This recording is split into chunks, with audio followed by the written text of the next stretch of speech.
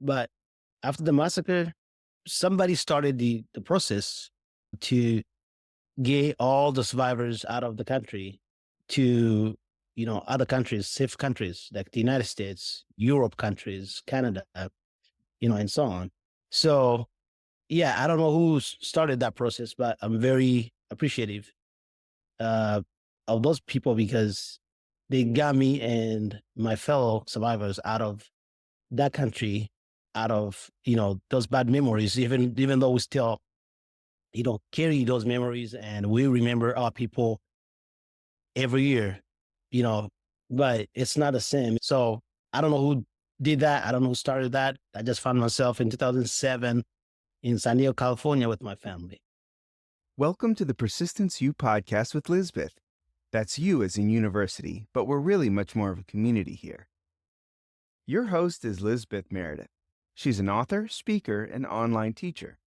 Each week, she'll be delivering amazing stories from survivors and thrivers, all threaded together with a dose of persistence. We're so glad you're listening. For sisters and brothers, I'm so excited to introduce you to Dr. Fidele Sebahizi. He is an author today. He is an esteemed police officer in Abilene, Texas. But before all of that, he was a young man who wanted nothing more than to get an education, but he was living in a United Nations refugee camp when there was a massacre. He was now a refugee that became a citizen here in the United States. And we are so fortunate to have him, of course, in our country, but also on Persistence U. I have to say about Dr. Fidele, his story just reminds me of when I was trying very hard when I was a single mom, got out of a shelter, got out of Section 8 housing, eking my way out of poverty as a sole supporting mother of two little kids in the 90s. And so I think it was 1998, 1999.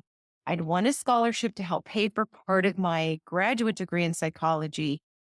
And I was so tired. I was working full time. Sometimes I had a paper route, raising two kids, driving them everywhere. And graduate school was just too much sometimes. And I couldn't manage everything I needed to do. But I wanted a better life for my kids and I than what I had had growing up. And I'm sure we all want that for our kids. One day, as I had taken a break from graduate school for a semester, I had heard the story of two little kids from an African nation who wanted their education so much that they smuggled themselves into an aircraft trying to reach, I'm thinking it was Sweden or Switzerland, and I always get these places mixed up that are nothing alike. But anyway, they were trying to smuggle themselves into a country in which an education in a developed nation was possible. They wrote a letter out in case they got too cold and weren't able to make it to their destination alive. They wrote a letter apologizing to the people who would find their bodies, saying they wanted an education that was all they wanted, not just for themselves, but for their entire country. They just wanted the opportunity that other people take so incredibly for granted. That was a pivotal moment for me as a single mom wanting an education and complaining. And I put on my big girl pants after that and powered through and finished my graduate degree. Today, I'm part of the work that I do is I'm an instructor at a college also now. And I see some people who are very humble about getting their college completed and having the opportunity to earn an education. But I see so many who feel like education should be handed to them after all. They are busy, they have other things to be doing, and it's kind of a bother. And don't you know that they have to pay for their education? So sometimes I think in developed nations, we take it so for granted what other people would love to have. You are going to love Dr. Sebahizi's story as much as I think I do. It just reminds me of what a wonderful world it can be when we have the opportunity to do the thing that our heart is telling us we want to do. Enjoy the listen as ever. I love to hear your feedback. Find me at lameredith.com or on my professional author Facebook page. Dr. Fidele Sebahizi, thank you so much for being here. I am just honored hearing your story. It's pretty amazing. And I just am grateful. So you're patching in from Abilene, Texas, correct? Yes, ma'am. That's right. That is fantastic. There was a time in your life when you were newer to America, maybe than I am, where you were standing in front of a bunch of police cadets because you were becoming a police officer and you were sharing your very amazing story. When you think about that, what were the parts of that story? What did you tell them that resonated so much and really sparked that need to write your story down and become a memoir? All right. First of all, thank you so much for having me on your program. So I was not new when I made that presentation. I had been in the United States for probably when I made that presentation, it was in 2017, and I've been in the United States since 2007. Right. So, and that was not the first time that I was presenting, my story to other people, especially, Americans. But so they were just surprised because they did not know me well. They did not know where, I came from and my background. But when I presented my story, especially of escaping a massacre or a genocidal killing in, a United Nations refugee camp back in Burundi, Africa, they were shocked because my story was unique because nobody nobody else in that room that had experienced such experience. So I was the only one who had gone through that. So I think that's what got their attention. They were like, we are just presenting, our stories of growing up in Abilene, probably in similar neighborhoods, went to this probably same school system. So their stories were, you know, similar, but mine was unique, just because of my background and, what, I experienced in 2004 and even before that. Pretty amazing. I mean, you think about Abilene being a friendly, family oriented, Mhm. kind of back in the olden days sort of town if you live in the United States Right. for long. And then your experience in the Congo wasn't like that at all. I mean, you had gone through so much strife, even as a That's right. child, Yeah. and didn't have access to things that we complain about. Like kids do not want to go to school. So Right. today, you and I are recording on a day that kids are off school and they're celebrating that, not realizing why they're off school, but they're like, Right. yes, no. So Yeah. the things that we take for granted is something that you could not. When you became a refugee, what was most important thing to you? When you came here, you're an adult. What did you want the most What outside I of wanted, safety? what I wanted the most was Yes, education. Education. education. Okay. Yes.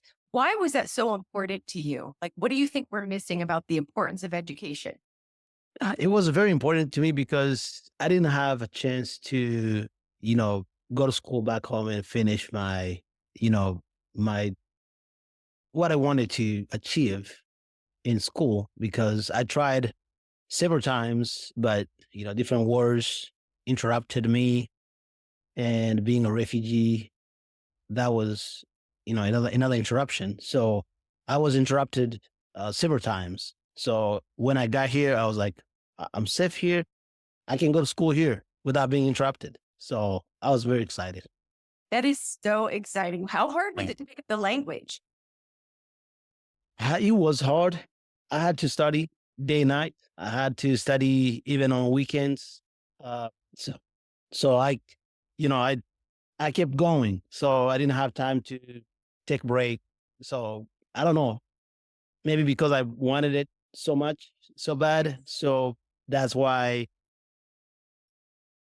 it was hard. Learning, a new language is hard. You have to start from scratch, and even today, I still struggle. I still feel like it's not my language, but I get, comfort And when I think like, what if I told you to speak my language? You know, Right. it'll be very difficult for you Right. as someone who doesn't speak my language. And then that makes me feel better. I was like, if I can speak somebody's language and that person cannot speak my language, I think I'm better off. So, Right. Right. The yeah, more you have, the more you can relate. How many languages do you speak? fluently, probably five. And I have a couple more that I speak, probably like 50%. I can communicate. I can understand, people. Yeah. Congratulations. I mean, for somebody Thank who you. had a struggle and who kept having your education interrupted by wars, which is hard for me to imagine, that is a huge accomplishment. And then you come here and you become fluent in English. And I still have trouble. I'm from the North and I moved to the South when I was, I'm an older person, but I still struggle with language here, like learning the accents and I, different. I, str- Sometimes I struggle with mine too, with my Right. mother tongue. It happens all the time. Yeah. Absolutely. Yeah. When you remember the day of the massacre or even getting out of it, who were some of the people that helped you to become the man you are today? So after the massacre, so we blamed, and when I say we, survivors, and we still blame the United Nations for not protecting us, and we blame the Burundian government where we were, during the massacre for not protecting us. So that is a blame. But after the massacre, somebody started the process, to get all the survivors out of the country to, other countries, safe countries like the United States, Europe countries, Canada, and so on. So yeah, I don't know who started that process, but I'm very appreciative of those people because they got me and my fellow survivors out of that country, out of those bad memories. Even though we still carry those memories and we remember our people every year, you know, but it's not the same. It's not as if we're still, living in the same country where we got attacked and, killed, stuff like that. So, yes. So I don't know who did that. I don't know who started that. I just found myself in 2007 in San Diego, California with my family.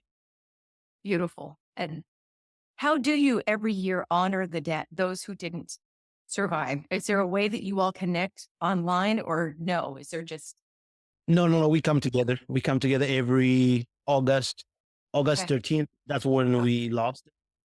So we do our best to come together on August 13th of every year beautiful. and throughout the world, not just here in the United States. So we try our best to come together to remember, the lost lives we lost that day In person or online?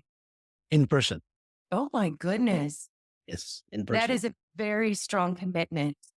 Yeah.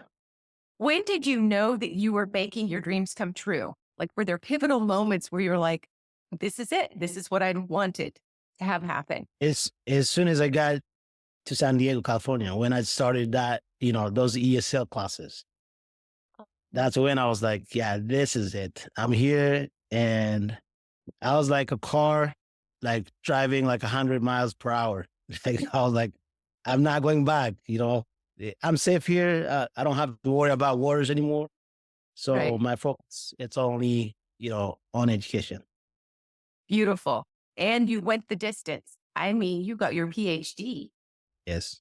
Now, as a Yes. police officer, Uh-huh. tell me, what is that like? Are you the only refugee police officer on the force that you know of? Yeah. In Abilene, I was the first immigrant to join the Abilene Police Department in That is so 2017. exciting. I'm still the only one because some others have tried to apply, but it's hard. It's not easy. Right. It's tough. But I was just glad to be the first one to become a police officer in Abilene. And when you started writing your book, what did you learn in that process about yourself and about other people? Because I wrote my own life story and I feel like it helped me understand the mindset of people that I never understood before. Yeah. So your question is what I understood or what I, What did you learn? Yep, about yourself and about other people as you wrote this book. yeah, I learned that we are all connected. We are all connected. It doesn't matter, you know, if my story is unique or, it sounds unique or it appears unique compared to others. We are all connected somehow. I'll tell you this. Last time when I did the book signing, because my book has a lot of stories that other officers found themselves or they related themselves to those stories. And when I was signing the books, they were pointing, you know, they came up with just pages. I don't want you to sign on the first page. Just sign on this page because I'm here too. I feel like I'm standing on this page. So Oh my goodness, that is I a did that job like well at done. least at least twice. At least twice. I was amazed. I was like, yeah, if somebody can found themselves somewhere in the book, that's amazing.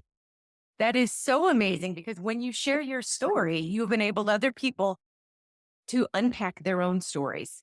Yes. Yeah, they And can relate. They can relate to my stories, right? And find themselves somewhere.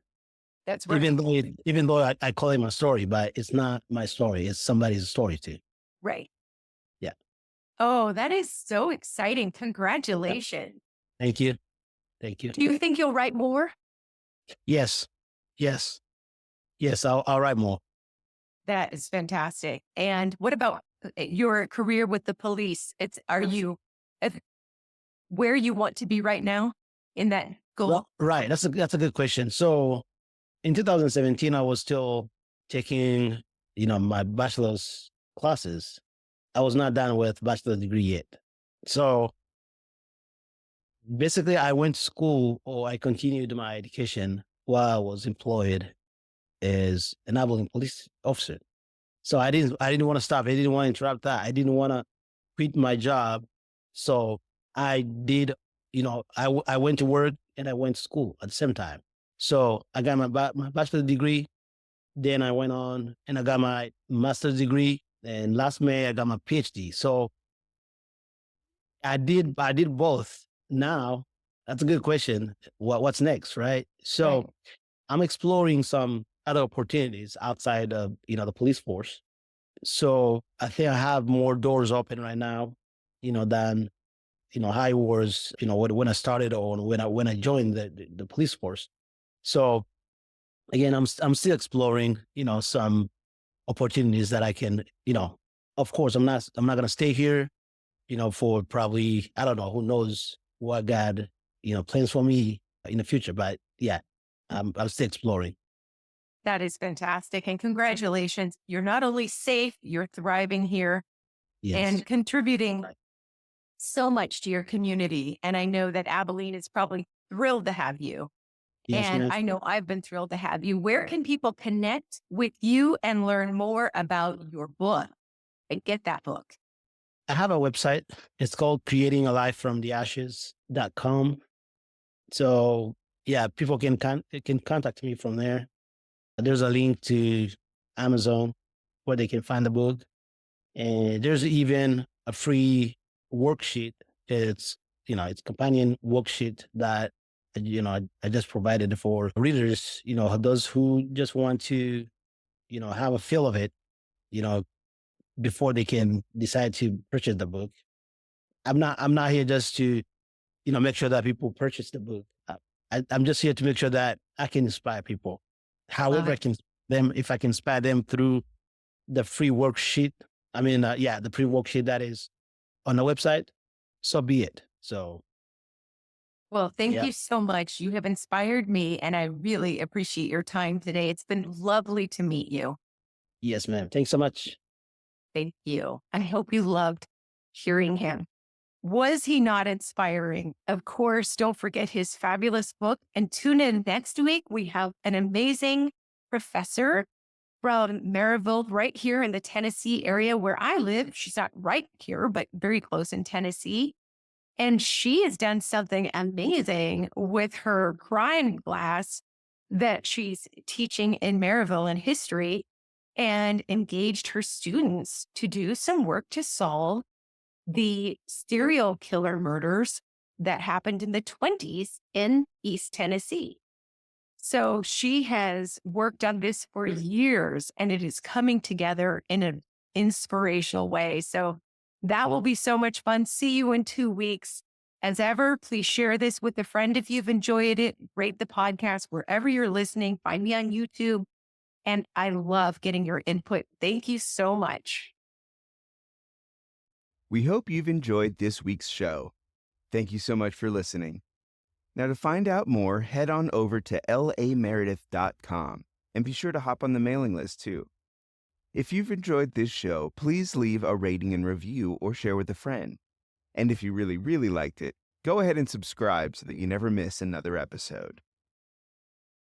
We'll be back in 2 weeks with another episode of Persistence U with Lizbeth.